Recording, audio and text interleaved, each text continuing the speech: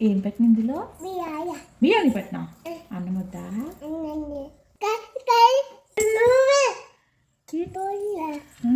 ఎవరికి ఇష్టం ఇది? నీకా అక్కకా? మ్మ్.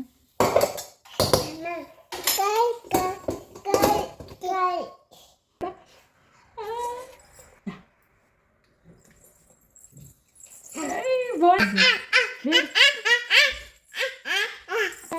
మ్మ్.